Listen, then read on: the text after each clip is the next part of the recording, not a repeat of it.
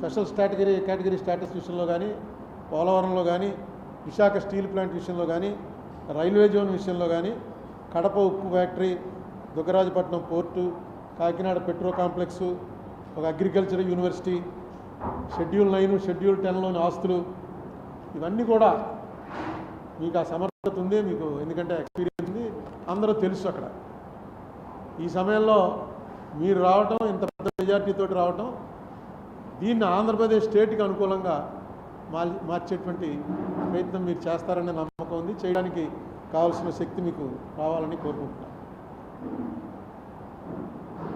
RSS భగవత్ గారు నిన్న మొన్న చెప్పాడు, ఒక మంచి మాట చెప్పాడు. అహంకారం పనిచేయదు, పబ్లిక్ లైఫ్లో అహంకారం పనిచేయదు అని చెప్పాడు. బహుశా అది మోడీ గారిని ఉద్దేశించి అయి ఉంటుంది. ఆయన 400 పార్ ఇవన్నీ కూడా ఎలక్షన్ టైంలో చెప్తాం మనం, మాకు 3 లక్షల మెజార్టీ వస్తుంది, 30 లక్షల మెజార్టీ వస్తుందని. కానీ ఆయన ఒక మాట మాత్రం ఆఖరి ఫేజ్ ఎలక్షన్ జరగాల్సి ఉండగా ఒక మాట చెప్పాడు. అది ఆశ్చర్యం అన్నమాట. సాక్షాత్తు మనకు అవతార పురుషులు కూడా ఎవరు చెప్పలే ఆ మాట. ఆయన ఏమన్నాడంటే, నేను మామూలుగా అందరూ పుట్టినట్టు, తల్లిదండ్రుల కలయిక వల్ల పుట్టినట్టుగా నాకు అనిపించట్లేదు. భగవంతుడు నన్ను వేరే పంపించాడు, ఏదో పని మీద ఇక్కడికి పంపించాడు. అందరినీ భగవంతుడు పని మీదే పంపిస్తాడు. ఆ మాట మనం అనుకోవడం కాదు, ప్రజలు అనాలి. ఈయన కారణ జన్ముడండి అని. ఎప్పుడైతే ఆయనే అనుకుంటున్నాడో, దానికి ఒక జబ్బు కూడా ఉంది సైకాట్రీలో, మెగలోమానియా అంటారు.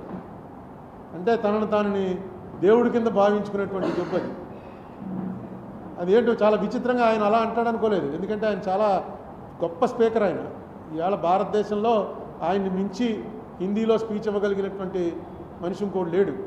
అంత గొప్ప స్పీకర్ ఎందుకు ఆ రాంగ్ అంటే, బహుశా అది దృష్టిలో పెట్టుకునే భగవత్ గారు ఆ మాట అని ఉంటాడు. అహంకారం అనేది తలకెక్కితే చాలా ప్రమాదంలో పడిపోతా ఉంటాం. మోడీ గారు కూడా ఇప్పుడు బాగా కంట్రోల్ అయ్యాడు. ఆయన ఒక్కళ్ళలో కానీ, ఆయన బిహేవియర్లో ఇది కానీ చూస్తున్నట్టయితే చాలా కంట్రోల్ అయ్యాడు. నాకు ఎప్పుడు కూడా బీజేపీ ప్రభుత్వం రావడానికి నేను ఎప్పుడు వ్యతిరేకం కాదు. ప్రతిపక్షం కూడా బలంగా ఉండాలి. ప్రతిపక్షం లేని డెమోక్రసీయే కాదు. ఇప్పుడు ప్రతిపక్షం ఆంధ్రప్రదేశ్లో 11 స్థానాలకు వచ్చేసింది. స్థానాలు 11 వచ్చినా 2019 ఎలక్షన్లో చంద్రబాబు నాయుడు గారికి ఎన్ని ఓట్లు వచ్చాయో అంతకన్నా 1-2 ఓట్లు ఎక్కువ వచ్చాయి జగన్కి. ఇప్పుడు స్థానాలు 11 వచ్చినా ప్రతిపక్ష పాత్ర మీరు నిర్వర్తించడంలో విఫలమైతే మాత్రం ప్రజాస్వామ్యానికి అర్థమే లేదు. మనం 14లో చూసాం. ఏడాదిన్నర ముందో జగన్మోహన్ రెడ్డి బాయ్కాట్ చేసి అసెంబ్లీని బయటకు వచ్చేసాడు. అసెంబ్లీకి ఎవడ వెళ్ళడం మారించారు. అలాగే 19లో చూసాం, చంద్రబాబు నాయుడు గారు బాయ్కాట్ చేసి బయటకు వెళ్ళిపోయారు. అక్కడ కూడా అసెంబ్లీ ఏమీ జరగలేదు. ఇప్పుడన్నా కనీసం ఉన్నది 10 మంది అయినా అసెంబ్లీలో కరెక్ట్గా మీరు ఏం చేయాలి. ఎందుకంటే అత్యున్నత వేదిక అది. ఏం అడగాలనుకుంటున్నారో, ఏం చేయాలనుకుంటున్నారో చేయండి. అయిపోయింది. అప్పుడు 23 వచ్చినప్పుడు మీరు చెప్పారు 23 స్థానాలు వచ్చాయి, ఇంక అయిపోయింది చంద్రబాబు నాయుడు చాప్టర్ క్లోజ్ అని. ఇవాళ ఏమైంది? మీకు 11 స్థానాలు వచ్చినప్పుడు వాళ్ళు అంటారు మీ చాప్టర్ క్లోజ్ అని. చాప్టర్లు ఏవి క్లోజ్ అవ్వవు. మీకు ఒక ఉదాహరణ చెప్తాను. ఇదేదో నేను ఊహించి చెప్తుంది కాదు. 1989లో, ఇక్కడ సీనియర్లకు తెలిసి ఉంటుంది, 89లో ఫస్ట్ టైం ఎంజీ రామచంద్రన్ చచ్చిపోయిన తర్వాత ఎలక్షన్లు జరిగాయి. అంతకుముందు ఆ ఎంజీ రామచంద్రన్ గారి భార్య జయలలిత ఇద్దరు కూడా పార్టీ నాదంటే నాదని కొట్టుకున్నారు. 89 ఎలక్షన్లో క్లియర్గా 169 సీట్లు కరుణానిధి గారి పార్టీకి వచ్చాయి, 30 సీట్లు జయలలిత గారి పార్టీకి వచ్చింది. కరుణానిధి గారు సీఎం అయ్యాడు. నెక్స్ట్ 91లో రాజీవ్ గాంధీ గారు చచ్చిపోయిన తర్వాత అనుకుంటాను, ఈ ఎల్టీటీఈకి కరుణానిధికి సంబంధాలు ఉన్నాయనే దీంతో కరుణానిధి ప్రభుత్వాన్ని రద్దు చేశారు. రద్దు చేసి మళ్ళీ ఎలక్షన్లు వచ్చాయి. మళ్ళీ ఎలక్షన్లు వస్తే జయలలితకి 225, కరుణానిధికి 7 సీట్లు. ఎక్కడ 169 తక్కువని 7కి పడిపోయాడు. రూలింగ్లోంచి అపోజిషన్లోకి, మెజరబుల్ అపోజిషన్. కానీ ఏడుస్తూ ఇంట్లో కూర్చోలా, నడిపాడు. 5 ఏళ్ళు ప్రతిపక్ష పాత్ర నడిపాడు 7గురితోటే. నడిపి 96 వచ్చేటప్పటికి కరుణానిధికి 221, జయలలితకి 4 అసెంబ్లీ సీట్లు. లాస్ట్ టైం 7 వచ్చిన వాడేమో 221 పెరిగాడు. 225 వచ్చిన వాళ్ళు 4కు తగ్గారు. 2011లో మళ్ళీ 203. జయలలిత 2 సార్లు నెగ్గింది. 2016లో కూడా నెగ్గింది, చచ్చిపోవటానికి ముందు.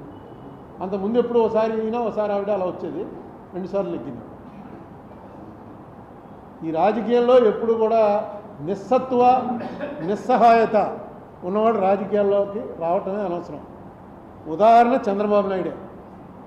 ఆయన వయసుకి మొన్న వేసంకాలం ఈ టీవీలో చూస్తుంటే మనకు చెమటలు పట్టేసాయి. ఏంట్రా బాబు ఇంత ఎండలో అలా పడి మెయిన్ రోడ్డు మీద నిలబడి అలా మాట్లాడుతున్నాడు, చెమటలు కారిపోతుంటే మనకే భరించలేకపోతున్నాం, ఏసీ కూర్చుని ఎలా తిరుగుతున్నాడు అంటే ఆ కసి, ఆ రాజకీయం అనేటువంటి ఆ కసి ఉండాలి. నిస్సత్వ తగ్గిపోవాలి. నిస్సహాయత నాకు ఎవడో లీడరా అన్నది ఉండకూడదు. అలా చేశాడు కాబట్టి ఆయన మళ్ళీ రివర్స్ అయింది. ఇప్పుడు జగన్మోహన్ రెడ్డి కూడా మా వాళ్ళని కొట్టేస్తున్నారు, ఇవన్నీ కూడా మామూలుగా జరుగుతూ ఉంటాయి. ఈసారి కొంచెం ఎక్కువ జరుగుతూ ఉండొచ్చు. జగన్మోహన్ రెడ్డి దీనికి మైనస్కి ప్రధానమైనటువంటి కారణం ఏంటంటే ఆయన చేసినటువంటి పనులు కక్షతో చేస్తున్నాడు అని మిడిల్ క్లాస్ జనం నమ్మారు. ఆయన చేస్తున్నటువంటివి రూల్ ప్రకారం చేశాడా, రూల్ ప్రకారం చేయలేదా అన్నది పక్కన పెట్టి, రూల్ ప్రకారం చేసినా రూల్ ప్రకారం కాకపోయినా ఇది కక్ష పట్టి చేస్తున్నాడు అని ఖచ్చితంగా మెజారిటీ ప్రజలు నమ్మారు. ఇంకా ఏ బడుగు బలహీన వర్గాల వాళ్ళ ఓట్లు నీకు వస్తాయనుకున్నావో ఆ బడుగు బలహీన వర్గాల వాళ్ళంతా కూడా రెక్కాడితే కానీ డొక్కాడని జనం.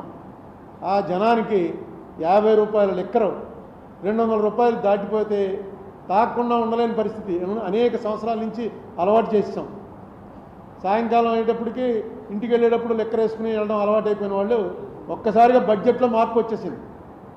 మీరు ఇచ్చే ఎన్ని వేలు ఇచ్చారు, ఆటో డ్రైవర్కి ఇచ్చారు, తర్వాత చిన్న చిన్న పనులు చేసుకుంటున్న వాళ్ళకి ఇచ్చారు, 3000 రూపాయలు పెన్షన్ ఇచ్చారు, ఇవన్నీ కూడా కలిపి కూడా ఆ ఫ్యామిలీ బడ్జెట్లో తేడా వచ్చేసింది ఈ లెక్కర వల్ల.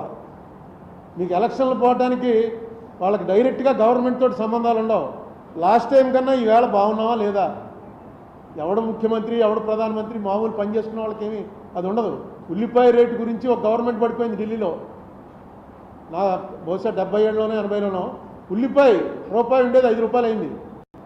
అంతే, వాళ్ళకి ఉల్లిపాయ నిత్యావసర వస్తువు తక్కువ ప్రభుత్వాన్ని దించేశారు. అలాగే ఇక్కడ సారా అన్నది ఎంత బలంగా పనిచేసిందంటే అది మొట్టమొదట పాపం ఫస్ట్ ఈ విషయం కనిపెట్టినవాడు ఎవడంటే స్టేట్ లెవెల్ లీడర్స్లో మన రాజమండ్రి ఆయన సోమవీర్రాజు లిక్కర్ రేట్లు ఎక్కువైపోయి 50 రూపాయలకి ఇస్తాం మేము వస్తాయనంటే ట్రోలింగ్ చేసి తెగతిట్టేశారు సోమవీర్రాజుని. అదే చంద్రబాబు నాయుడు గారు డైరెక్ట్గా మీటింగ్లోకి వచ్చి చెప్పాడు 50 రూపాయలకే మీకు నాణ్యమైన లిక్కర్ ఇస్తాను మేము వస్తాయని. అది పనిచేసింది.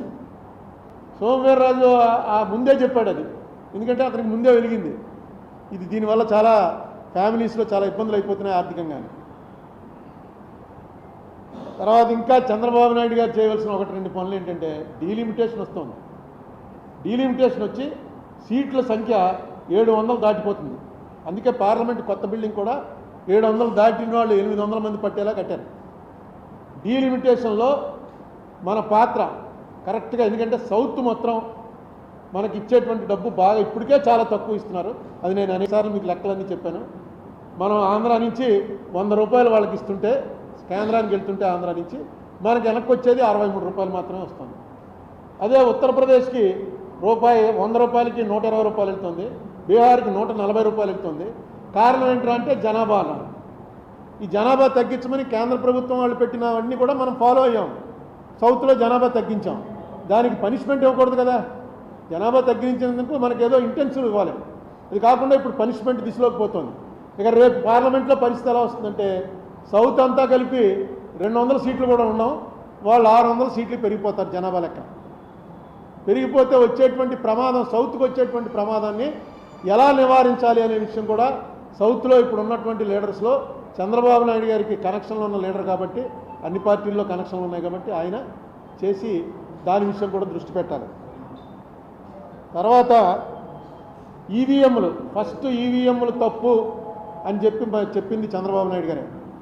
ఆయనతో పాటు ఉండేటువంటి ఆయన పార్టీ లీడర్ ఒక ఆయన హరిప్రసాద్ గారని, ఆయన అయితే అరెస్ట్ కూడా అయ్యాడు. ఆ ఈవీఎంలు చూపించి ఇవి ఎలా పనిచేయవో అన్నీ చూపించాడు. ఆయన ఎక్కడ నొక్కితే ఎక్కడికో వెళ్ళిపోవటం, ఇవన్నీ ఎలా ఉంటాయో చూపించాడు.